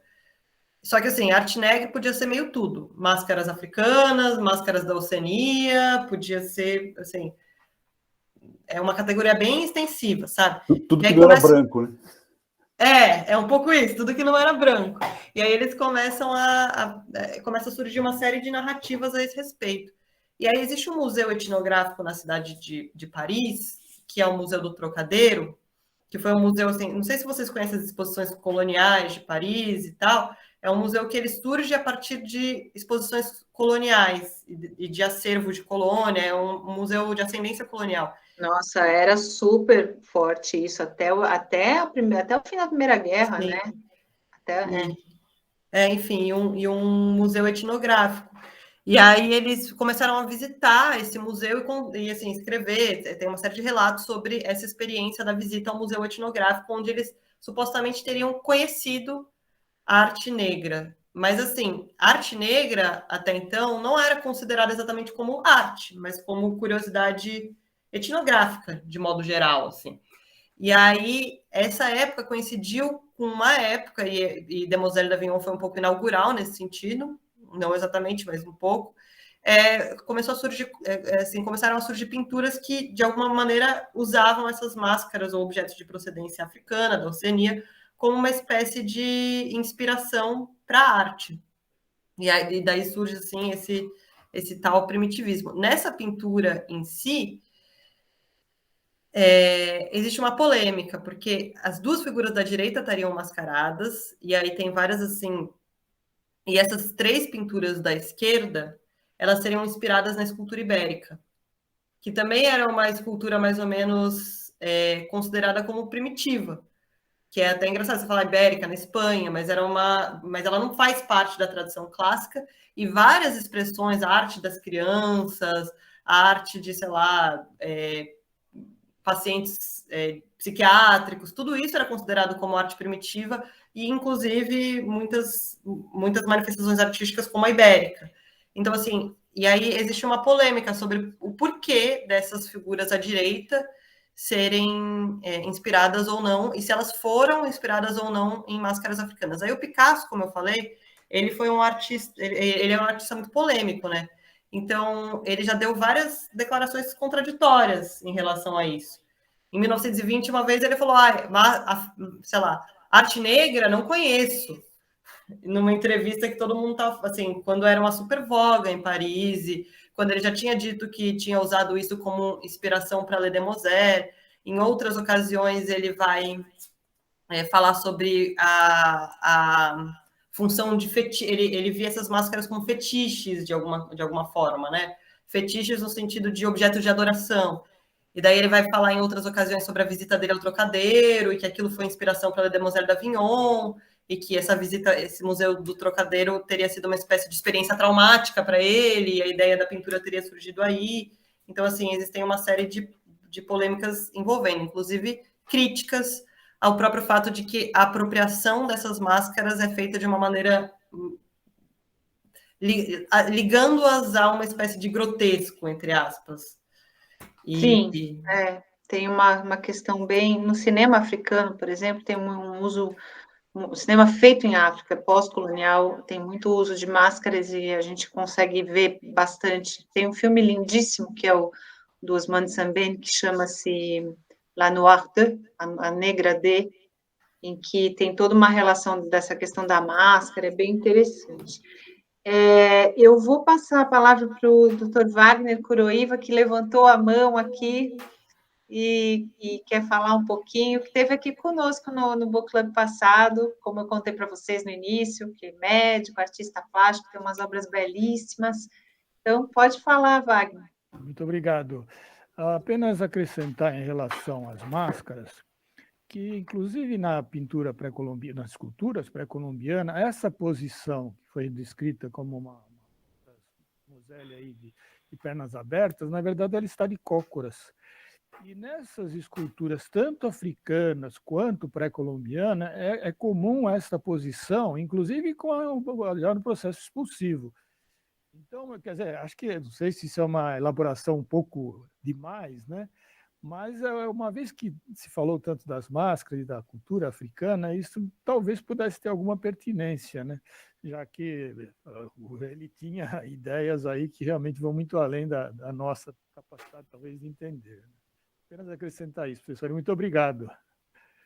Sim, é interessante isso, porque eu fiquei pensando, obrigada, Wagner, é interessante porque realmente essa questão da sexualidade, né, dessa sensualidade do quadro, eu fiquei pensando, quando a Janaína começou a falar, né, que esse quadro causou muita polêmica, todo mundo, como é que foi que você disse que foi o Rack que disse, né, que ele era como comer, olhar o quadro era como comer estopa com parafina e querosene, né?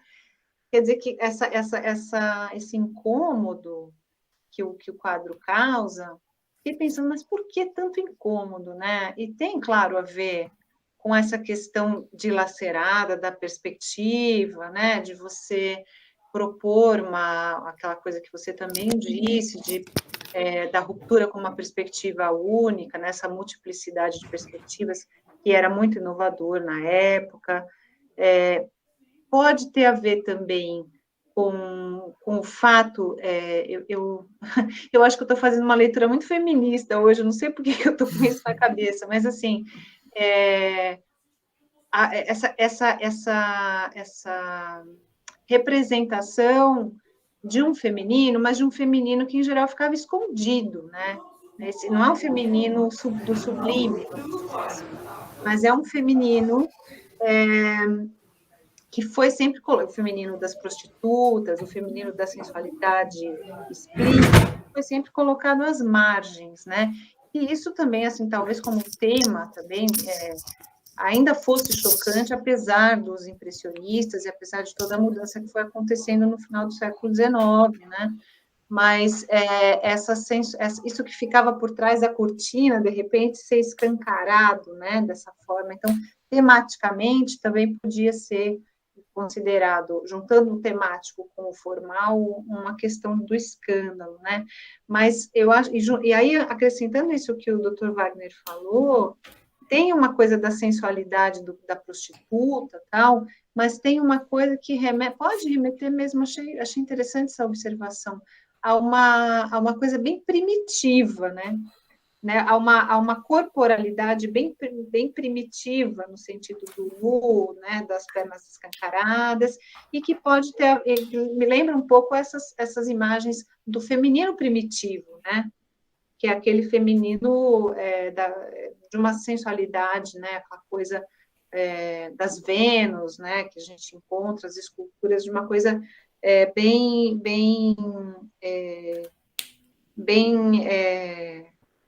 ligada a uma ideia, não do sublime, mas a uma ideia do corpo, né? Uma ideia daquilo que é carne, né? E que talvez também possa ter sido um objeto de uma certa certo choque, né? Socialmente falando, né? Alguma coisa assim. Vocês acham, né, Janaína e Cadu também, eu fiquei pensando, vejam bem, eu fiquei pensando aqui, quando o Cadu, né, falou, Janaína contou, né, do trabalho e tal, mas como eu disse no comecinho, né, ele não tinha me dito por que ele estava tão interessado nessa questão, né, do estudante de medicina dentro do quadro e tal, e eu fiquei pensando, será que tem a ver alguma coisa com anatomia, né, porque é uma coisa interessante, assim, o trato com o corpo que esse tipo, né, da pintura do Picasso faz, ele é um trato inovador, né? Ele é um modo de mostrar a corporalidade que não é o modo clássico de mostrar a corporalidade, né?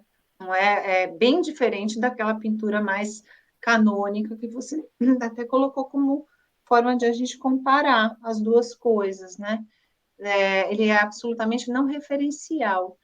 Não é interessante a gente pensar, não sei, é uma questão, não sei como responder isso também, eu acho que a resposta não é simples, mas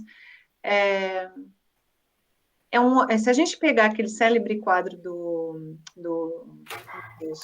da lição de anatomia, né, e toda a pintura clássica, que você tem uma tentativa de uma descrição bastante fotográfica, né, bastante referencial do corpo, que é uma questão importante depois do Renascimento, né? Pensemos, por exemplo, nos desenhos do Leonardo, né? Da as anatomias do Leonardo, tal, do Vesalius, né? Tem uma intenção de retrato que, nesse momento, final do século XIX, ela se perde, mas, ao mesmo tempo que a gente a pintura perde a necessidade da referencialidade direta, né, com o que se vê, né, dessa coisa fotográfica, outras formas de representação, outras formas de configuração dessas corporalidades acabam aparecendo, formas diversas, né? Um Van Gogh, por exemplo, que é muito diferente da de um Picasso, que é muito diferente da de um Cézanne, que é muito diferente, enfim, a gente vai vendo outras coisas, né? Mas não é interessante essa configuração anatômica do corpo, não é uma coisa instigante para a gente pensar por que desse jeito, né?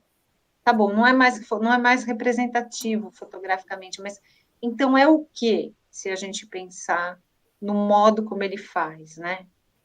Eu acho, né, Janaína, que é o Sternberg que fala que o estudante de medicina, ele conhece, essa frase acho que é do Sternberg, que ele fala que ele conhece as meninas de uma outra forma, até por dentro e tal, ele tem esse interesse até um pouco clínico de estar lá, né, e diferente do marinheiro que é o cara que passou um tempão fora da cidade, que volta sedento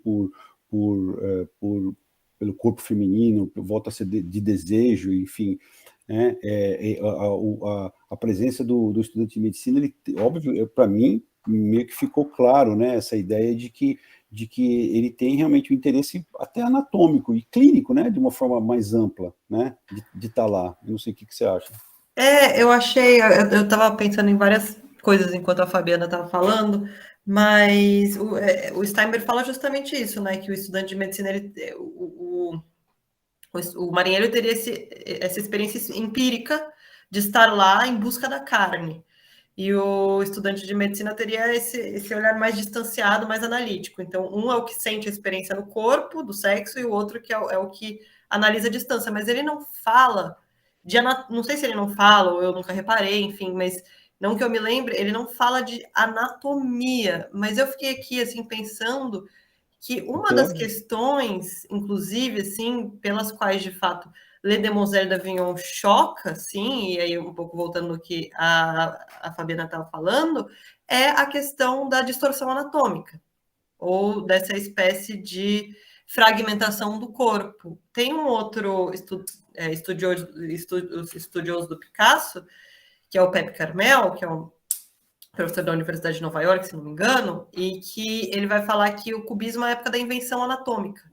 Você inventa, ele vai falar anatomias inventadas, tem um capítulo que chama. E aí ele vai falar, assim, dessa experiência da arte inventando formas diferentes anatomias do corpo. E aí ele vai comparar, isso também é uma coisa até legal, assim, de depois pegar. O Picasso, nessa época, tem bastante estudo de anatomia. Inclusive, ele tem vários assim estudos que mostram de medida do corpo, não de anatomia mais acadêmica, ele tem algumas que são anatomias geometrizadas para tentar entender as proporções, algumas que parecem remeter à própria arte, entre aspas, primitiva, ou chamada de primitiva na época, que derivam daí. E aí, assim, no início, a questão cubista, no início não, mas eu diria assim, durante muito tempo a questão cubista foi vinculada a uma questão da representação espacial. E aí o que muitas teóricas depois do feminismo vão falar é que, na verdade, os primeiros experimentos cubistas, como Le Demoiselle, mas outros também, foram feitos a partir da figura do corpo da mulher. Então existe uma questão de anatomia que não é uma questão espacial, uma questão do corpo humano, uma questão da figura humana. E aí, enfim, existem esses estudos, eles estão muito espalhados, mas para Demoiselle d'Avignon mesmo, ele faz estudos, existem estudos anatômicos revelados. Que interessante, né? E aí ninguém nunca, eu não sei se eu nunca pelo menos ouvi falar ou li alguma interpretação que interpretasse esse estudante como alguém que pudesse também ser essa pessoa, sei lá, uma pessoa que está estudando anatomia lá, por exemplo. Isso eu nunca de fato, nunca ouvi, mas é interessante pensar nisso, assim, sobretudo porque o cubismo, de certa maneira, pauta, pelo menos nesse início, essa fragmentação, essa distorção anatômica. É interessante até que aquela figura agachada, muita gente, ou de cócoras, né? Muita gente diz que ela é uma figura contorcida, ela está ao mesmo tempo de frente e de costas, é como se a anatomia ela pudesse ser distorcida, ela pudesse girar 180 graus, você pudesse condensar as duas posições numa mesma, a frontal e a traseira. E aí também, assim, pensar nesse sentido na obra do Picasso pode ser bem interessante. Muito interessante. E eu fico pensando também, o Cadu tem uma aula linda que ele dá de história da medicina, que eu acho assim, uma das mais lindas que eu já vi ele falando, mas se a gente pensar o quanto nesse início do século XX a medicina já começa a se tornar mais tecnológica, né? Até por conta... Começa a funcionar, né, Fabi? Mas assim, no sentido da imagem mesmo, né, Sim. Cadu? Por conta dos microscópios, por Sim. conta da fotografia, por conta de tudo isso, quer dizer, ela vai deixando de ser artística, porque ela era também, né? Todos os estudos anatômicos eram feitos por artistas, né? Todos os registros, né?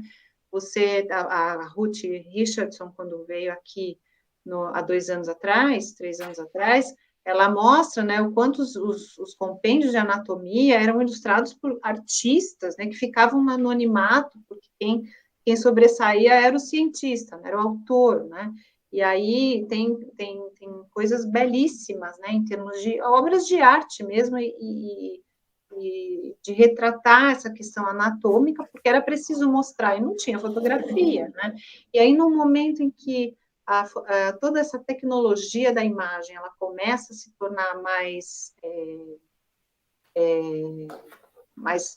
disseminada, existe ao mesmo tempo, né, paralelamente, todo um movimento da arte para trabalhar no sentido, não sei se oposto, mas, né, então é assim como agora a gente tem a fotografia que mostra, a gente vai trabalhar no sentido de, não é só uma distorção, é a construção de outra coisa, né? É uma outra corporalidade que está configurada ali, dessa forma, e que inclui outras coisas que a fotografia de um corpo, né, de uma anatomia, não é capaz de trazer, né? Então, o que seria? Não sei, eu não sei responder isso, mas eu fico imaginando isso, né? Que sentido, né? Nessa nova configuração. Voltando também na questão do primitivismo, essa questão do que seria essa nova anatomia, nessas anatomias inventadas, é muito interessante pensar que nessa época estavam surgindo alguns tratados, tem um autor que é bem célebre nesse sentido, que é o Karl Einstein, que ele vai falar da escultura africana como uma escultura mais assim, e outras pessoas também, como uma escultura mais tátil. Então, a dimensão do corpo visto é uma, mas, por exemplo, essas anatomias inventadas, essa espacialidade do corpo, daria uma espécie de dimensão que é mais do sentido do toque, às vezes, ou da corporeidade, do que simplesmente da sua visão sobre o corpo, ou do que os olhos podem ver. Acho que isso é interessante também. Olha, Janaína... E é interessante porque, por exemplo, o Demoiselle interpela o olhar, né? Então, é assim, que você vê? Parece que ele está te perguntando isso. O que você vê? O que é que você vê? Né? Disso que eu estou te mostrando. Uhum. Né? Então, eu acho, não sei se eu estou correta na minha interpretação, mas eu acho que isso é um jeito mais fenomenológico de pensar essa questão da anatomia, né? Por meio da pintura, né? Por meio da arte, no sentido de... Porque essa representação, essa configuração, eu não gosto muito da palavra representação, porque dá uma ideia de colagem no real, né? Essa configuração, ela consegue abarcar outros elementos que meramente o sentido do olhar não abarca, que é isso que você está falando. Portanto, ela dá uma dimensão bem mais fenomenológica mesmo para o corpo, né? Ou seja, eu não estou só vendo o corpo, mas eu estou me colocando, aquilo me joga na posição de espectador, de ver de várias formas, de olhar de vários ângulos, né? Enfim, de aguçar os sentidos. É muito interessante essa nova configuração mesmo, né? Interessante. Olha, o que eu queria dizer, já pensando já que vou ter que sair já em breve... Sim, já estamos quase na hora mesmo. Eu fiquei muito decepcionado com a Janaína, porque eu achei que ela fosse me dar uma resposta do porquê que esse estudante de medicina veio e foi embora, e não ficou no quadro final. Médicos são assim mesmo, a gente gosta das coisas tudo mastigadinho, para a gente poder já usar isso como um saber utilizável, né? Que a gente gosta disso. Mas como toda grande obra de arte, o Les Demoiselles d'Avignon, ele deixa essas perguntas não respondidas, né, Janaína? E aí acaba que a gente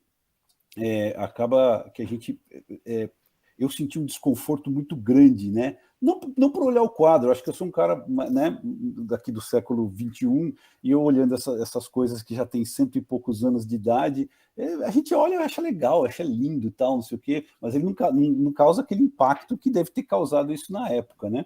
Mas você vê como é que a obra se renova, né? E ela me deixou extremamente desconfortável com essa história do estudante de medicina, né? E de por que aquele rapaz tinha um olho aberto e um olho fechado, e por que agora que eu descobri, vendo a sua apresentação, que o marinheiro tinha um olho aberto e um olho fechado, o que o Picasso queria dizer com tudo isso, né? E essas são perguntas que a gente acaba não conseguindo responder, né? O que você ia falar? Diga.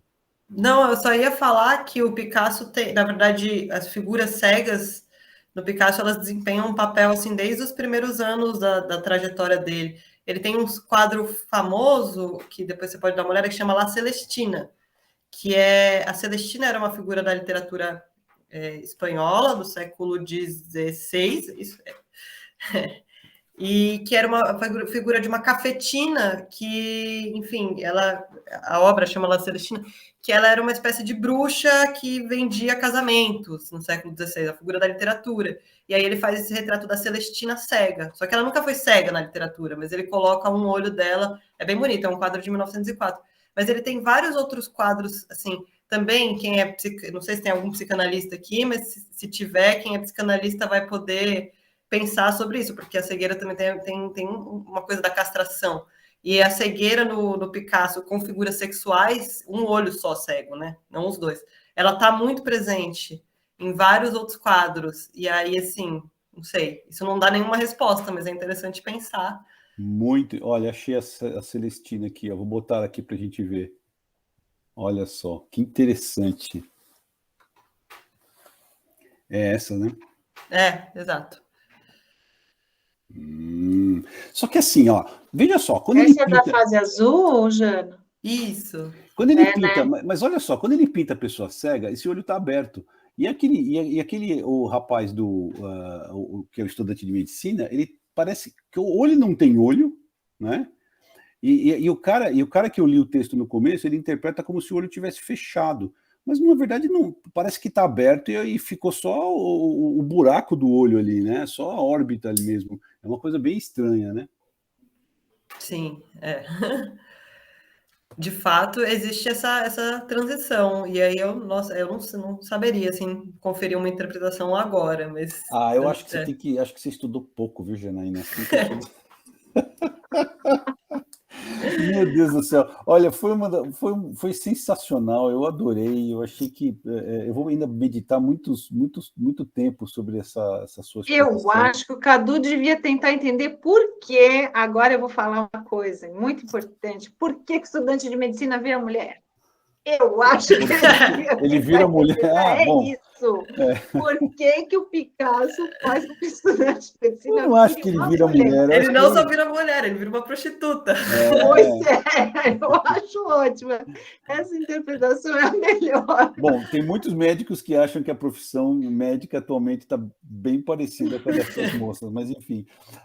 Obrigado, Janaína, obrigado, Fabi, pela sua condução sempre brilhante, obrigado, Andréia, pela organização geral aí. Nossa, eu aprendi demais. Vou falar bem de você para o seu pai, viu, Jana? Obrigada. Eu é que agradeço a presença de todo mundo, Cadu Obrigada. E Fabi pelos comentários. E eu pensei, nossa, eu já estou aqui, vou sair pensando em várias coisas, sobretudo a questão da anatomia mesmo, assim, nesse caso. Eu fiquei muito instigada e obrigado a todos, gente. Imagina, eu acho que foi maravilhoso, porque realmente é uma mudança total de paradigma, né, nesse momento, e lembrando ainda que essa obra, como inaugurador, vamos dizer assim, a obra que foi considerada a obra inaugural do modernismo, né, do quanto a gente está vivendo essas efemérides, né, o ano que vem não do modernismo europeu, mas o ano que vem completam-se 100 anos do nosso modernismo brasileiro, e a gente está vivendo esse momento, né, de relembrar o passado, né, de nos remeter ao que passou, até para que nós possamos repensar, né, o nosso futuro, né, e o que nós fizemos disso, e o que queremos fazer, né, então eu acho que essa viagem aí que a Janaína proporcionou para nós, por um momento tão fundamental, em que realmente houve uma ruptura brutal de um paradigma anterior, né? Uma ruptura criativa, uma ruptura que choca, uma ruptura, né? Eu acho que a gente tem que revisitar mesmo esse momento e repensar se não era a hora da gente fazer outro modernismo, não é? Ou tentar, pelo menos, estabelecer novas perspectivas, né? Eu acho que a gente está sentindo muita falta disso, tem falta disso. Então, pessoal, eu queria agradecer muito, viu, Jana, de você estar com a gente. Eu que agradeço, obrigada. gente. Obrigada pela presença de todos, foi muito bom, viu? E até a próxima. Até o mês que vem. Obrigada, gente. Obrigada.